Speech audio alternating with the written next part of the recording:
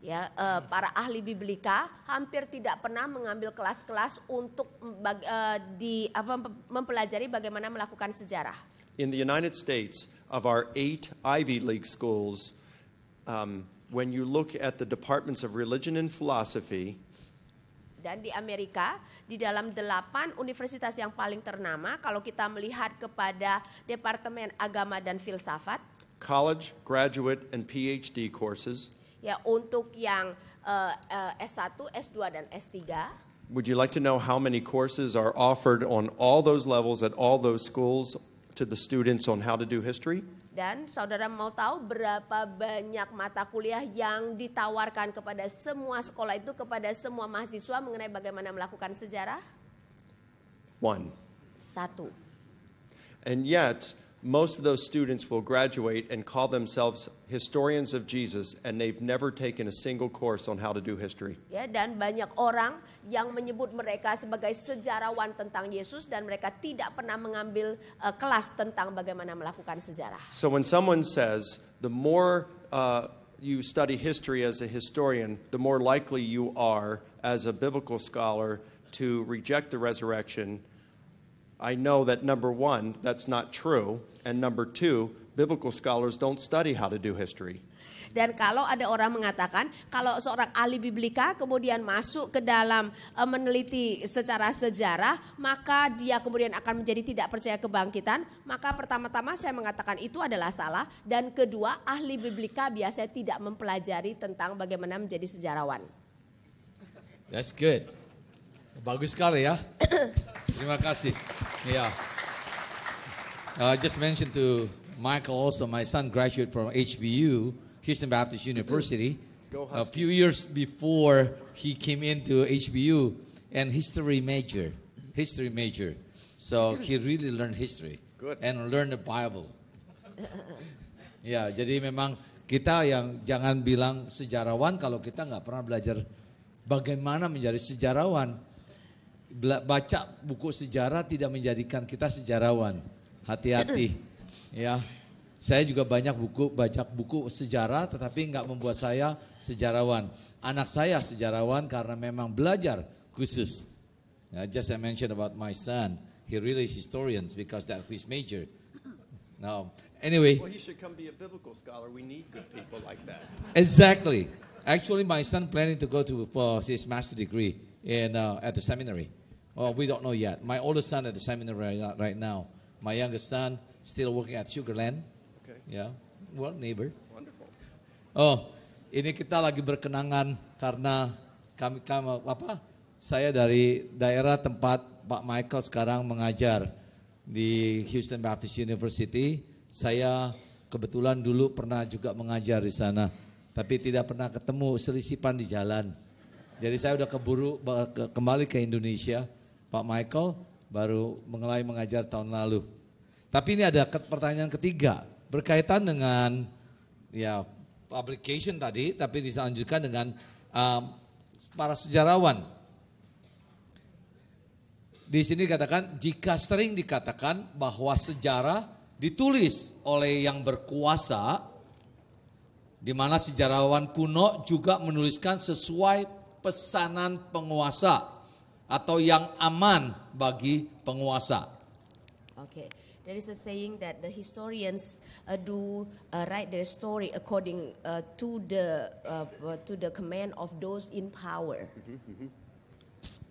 Dan bila dunia awal Kristen dikuasai oleh Yahudi atau Romawi, and if early Christianity is governed by Romans or Jews, apakah bisa dikatakan bahwa sebenarnya mungkin banyak bukti tentang kebangkitan, namun manuskrip tersebut telah disensor atau dimusnahkan? Can we then say there probably a lot of manuscript about the resurrection of Jesus but has been censored and thrown away? Destroyed, yeah. This is the other side of the saying that too. The history is written by the winners. Yeah. The manuscript because they destroy it. Right. I would say, first of all, the saying that history is written by the winners is not always true. Dan saya mau pertama-tama mengatakan perkataan bahwa sejarah selalu ditulis oleh para pemenang itu tidak selalu benar. Thucydides and Xenophon Thucydides dan Xenophon are two of the greatest historians in antiquity, and both of them were on the losing side. Ya, mereka adalah dua penulis sejarah kuno dan dua-duanya itu berada di dalam pihak yang kalah. And you have to remember, when all the New Testament literature was written, the Christians were on the losing side. Dan kita harus ingat bahwa ketika perjanjian baru dituliskan, orang-orang Kristen itu berada di pihak yang kalah. They were being persecuted, they were being killed, they were in the minority, and Mereka- yet those are the writings that survived. Ya, mereka dianiaya, mereka dibunuh, mereka adalah minoritas, tetapi tulisan mereka tetap bertahan. Now, a lot of times it's brought up to say that, well, what about the Gnostic writings that we found? Ya, banyak kadang-kadang timbul pertanyaan bagaimana dengan tulisan-tulisan gnostik yang muncul sekarang. The Gospel of Thomas, the Gospel of Peter, the Gospel of Mary. Injil Thomas, Injil Petrus, Injil Maria. Even skeptical scholars who study these say that these do not represent the real Jesus. Ya, bahkan para skeptis yang mempelajari Injil-Injil mengatakan bahwa Injil-Injil ini tidak mewakili Yesus yang sesungguhnya. And most scholars believe that these Gospels were written in the 2nd and 3rd century. Dan kebanyakan para ahli percaya bahwa Injil-Injil ini dituliskan pada abad kedua atau ketiga. Just to give you an example, the Gospel of Philip. Ya, saya memberikan contoh Injil Filipus. This was brought up a few years ago when that bone box was discovered in Jerusalem. That a few people were saying this belongs to Mary, Jesus, and so they found the family tomb of Jesus. Ya, jadi ini terjadi beberapa tahun yang lalu ketika satu peti yang berisi tulang-tulang ditemukan dan mereka mengatakan itu adalah tulang dari Yesus, Maria. Jadi pada dasarnya itu adalah tulang-tulang dalam keluarga, satu keluarga. A lot of that theory was based upon one of the bone boxes that said Mariamne Kaimara. Ya, dan kebanyakan teori itu adalah karena di dalam satu peti tulang itu dituliskan Mariamne Kaimara. And Mariamne, they said, is referred to as Mary Magdalene in the Christian literature. Dan Mariamne mereka katakan itu mengacu kepada Maria Magdalena di dalam sastra Kristen. So I wondered, where did they get that from? Ya, dan saya bertanya-tanya dari mana mereka menyimpulkan itu. So I checked it out, and they said, well, that's because Mary Magdalene is referred to as Mariamne in the Gospel of Philip. Itu kemudian mereka mengatakan itu adalah karena Maria Magdalena memang disebut sebagai Mariamne di dalam Injil Filipus. So I read the Gospel of Philip. Jadi saya membaca Injil Filipus. And it's true that there is a Mariamne in the Gospel of Philip. Dan betul ada nama Mariamne di dalam Injil Filipus. But she's identified as the sister of Philip, and there's no mention of Mary Magdalene. Dan tetapi dia diidentifikasikan sebagai saudara perempuan Filipus dan tidak ada disebutkan Maria Magdalena. Even more interesting is that Mariamne and Philip are going around converting people to Christianity and telling them when they become Christians, they have to be celibate for life. Dan menarik, bahkan Mariamne dan Filipus ini mereka kemana-mana menginjili dan mengatakan kepada orang kalau mereka menjadi Kristen mereka harus hidup selibat seumur hidup. If you're single, you can never get married and have sex. Ya, jadi kalau kamu adalah seorang yang single, kamu tidak pernah boleh menikah dan melakukan hubungan seksual. If you're married, you must get divorced and never have sex. Dan kalau kamu sudah menikah, kamu harus bercerai dan tidak boleh lagi melakukan hubungan seksual. Now, of course, none of that is taught in the early Christian literature that we find in the New Testament. Dan tentu saja tidak ada ajaran seperti itu diajarkan di dalam sastra-sastra perjanjian baru di awal tersebut. And if this was truly Mary Magdalene and she had been married to Jesus, dan kalau itu betul adalah Maria Magdalena dan diisukan bahwa dia menikah dengan Yesus, we've got to ask what turned her off so much to sex. Kita mungkin harus bertanya kenapa sekarang dia begitu menentang hubungan seks. Your face is turning red. Really? You know, was Jesus that horrible of a husband? Apakah Yesus merupakan suami yang begitu mengerikan? People don't really think through this kind of stuff when they make these really bizarre claims. Ya, orang-orang itu tidak berpikir panjang ketika mereka memberikan klaim-klaim yang aneh-aneh seperti ini. The truth of the matter is sometimes the winners deserve to win. Kenyataannya adalah kadang-kadang para pemenang memang layak untuk menang. And even the skeptic Bart Ehrman says that the other gospels they come from the 2nd and 3rd centuries, and they are not useful in learning about the real Jesus. Bahkan Bart Ehrman mengatakan Injil-Injil yang lain itu hanya dituliskan pada abad kedua dan ketiga dan tidak ada gunanya untuk memberikan pengetahuan tentang Yesus. Ehrman says that the only sources that tell us good things about Jesus are the Gospels in the New Testament. Ehrman mengatakan bahwa sumber-sumber yang memberitahukan kita kepada Yesus hanyalah sumber-sumber yang ada di dalam Alkitab, Injil yang ada dalam Alkitab.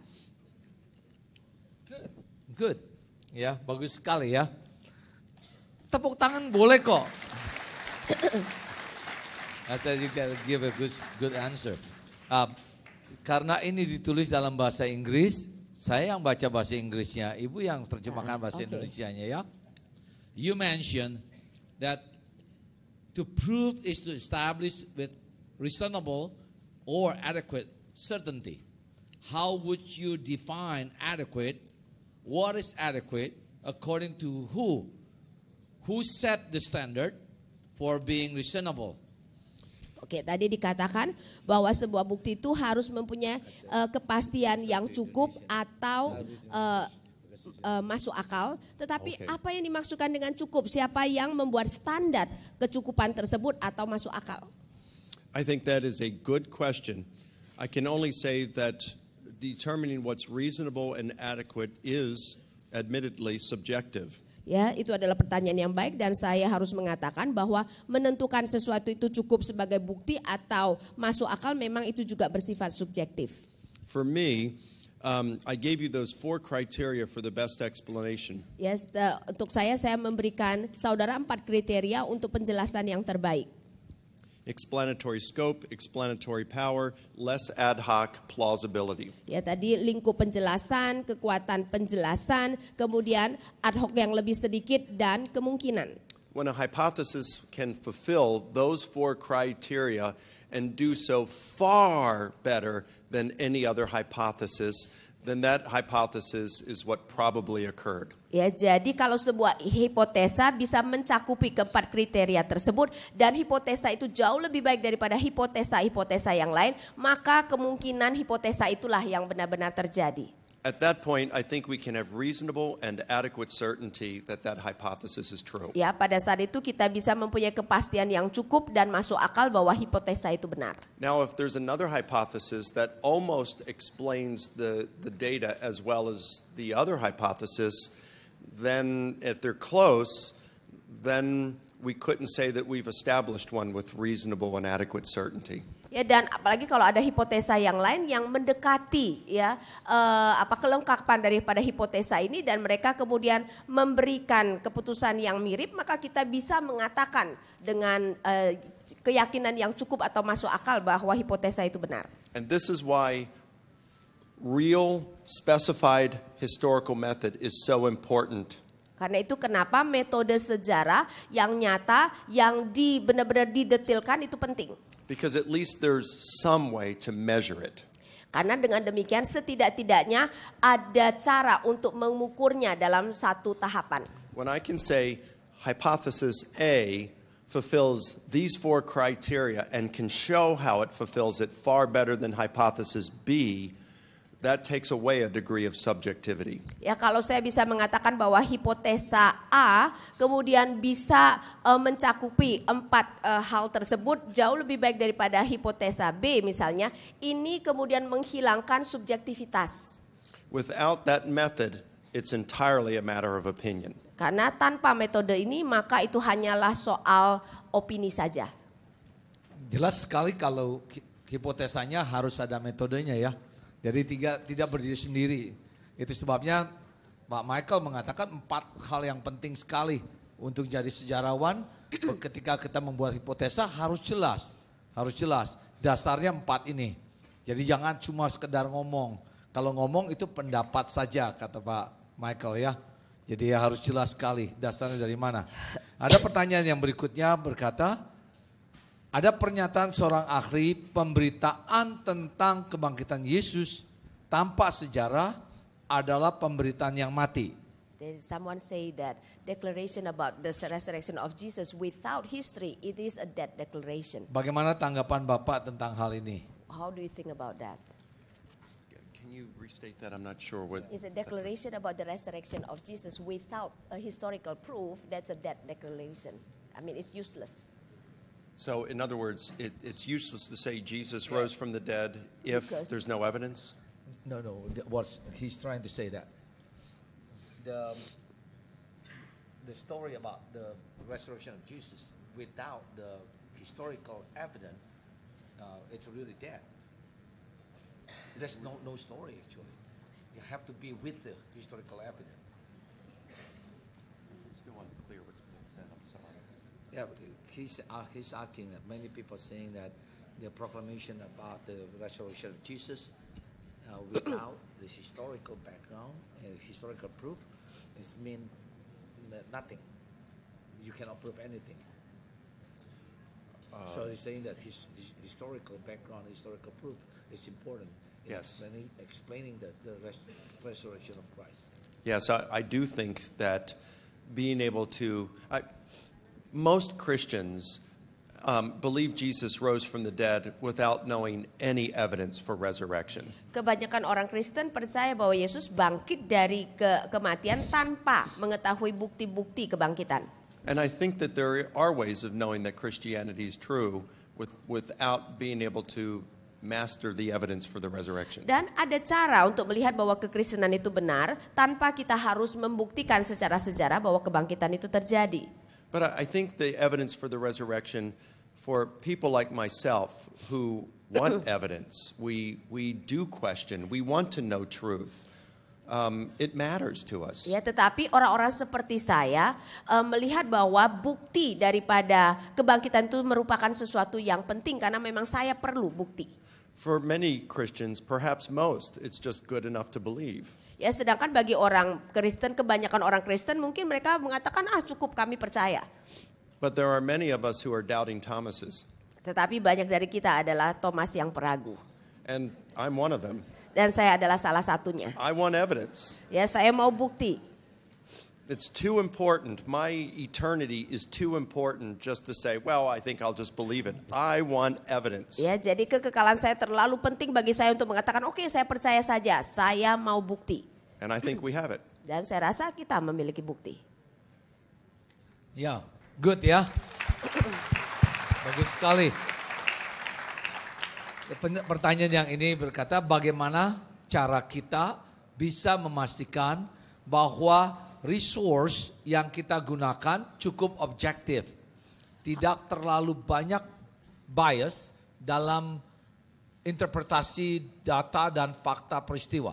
How can we be sure that a book that we read is quite objective and it is not biased in reading the facts? That is a fair question. Ya, itu adalah pertanyaan yang fair. I can only say that before I engaged in my doctoral research, I was quite biased and couldn't recognize it. Ya, saya harus mengatakan bahwa sebelum saya melakukan research doktoral saya adalah orang yang cukup bias dan saya tidak bisa melihat kebiasaan saya.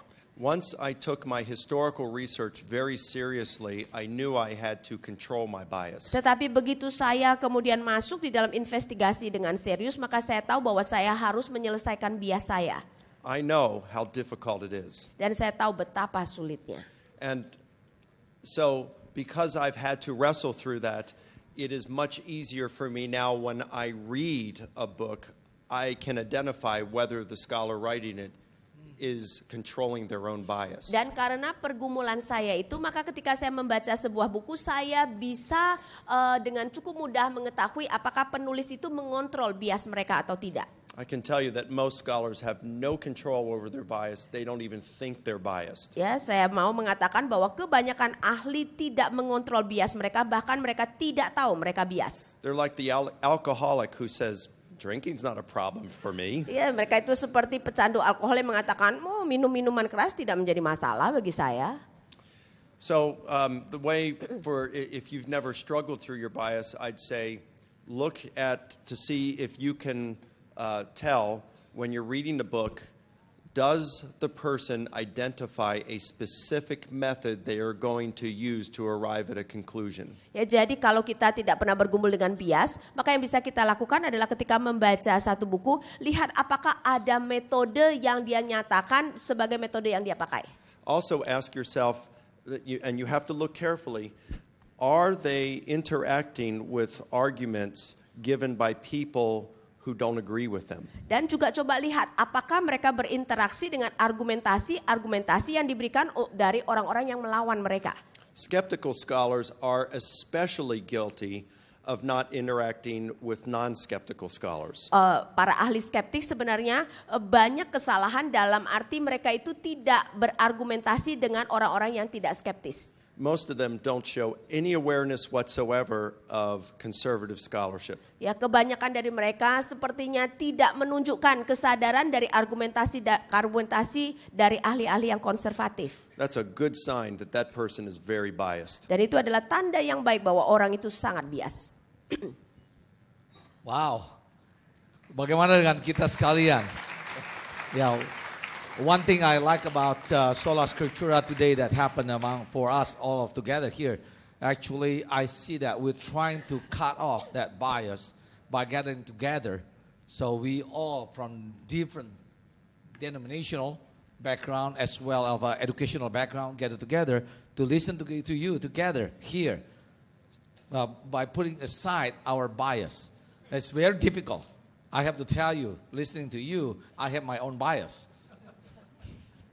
Ya, jadi salah satu hal yang saya senang adalah kita berkumpul di sini sebenarnya mencoba juga menghilangkan kebiasaan kita, ya. Ya, jadi saya bersyukur secara pribadi karena kita dengan latar belakang yang luar biasa banyaknya nih. Nah, dari Pentecostal, GBI, Baptist, GKY, everybody willingly to gather together to listen to Dr. Michael Licona for the purpose of understanding the scripture better for the sake and for the glory of God. Is that right? Yes. Okay, kita masih ada waktu sekitar 10 menit lagi. Kalau masih ada yang mau bertanya. Sini Pak, ada. We have another 10 minutes, you say. Iya Pak.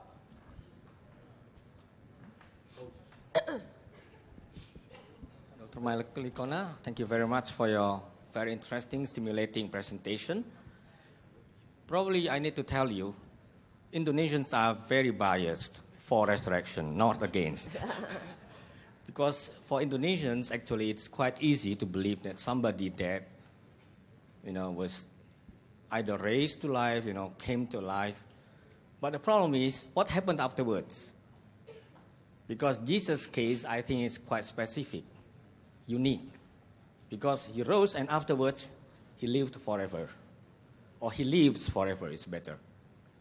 So, any comment? Ya, jadi dikatakan bahwa kita orang Indonesia sebenarnya sangat bias terhadap kebangkitan dalam arti bagi kita tidak ada masalah percaya tentang kebangkitan. Masalahnya adalah apa yang terjadi setelah seseorang itu bangkit. Ya, kalau dalam hal Tuhan Yesus jelas dia kemudian hidup untuk selama-lamanya. Jadi apakah ada komentar? Well, this is one of those instances where historians can only go so far. Ya, ini adalah salah satu hal di mana kita mengatakan bahwa para sejarawan hanya bisa sampai sejauh itu. Historians can prove that Jesus died by crucifixion. Sejarawan dapat membuktikan bahwa Yesus mati di kayu salib. But they can't prove that Jesus' death atones for our sins. Tetapi mereka tidak dapat membuktikan bahwa kematian Yesus menebus dosa kita. That doesn't mean it doesn't atone for our sins. It only means that there's no way of proving that as a historian. Ya, bukan berarti bahwa kematian Yesus tidak menebus dosa kita, tetapi bahwa secara sejarah tidak dapat dibuktikan bahwa kematian Yesus menebus dosa. I think as historians we can prove that Jesus claimed to be God's son. Ya, jadi sebagai sejarawan kita dapat membuktikan bahwa Yesus mengklaim sebagai anak Allah. But we can't prove, historically speaking, that there's a Trinity. Tetapi kita tidak dapat membuktikan secara sejarah bahwa ada Allah.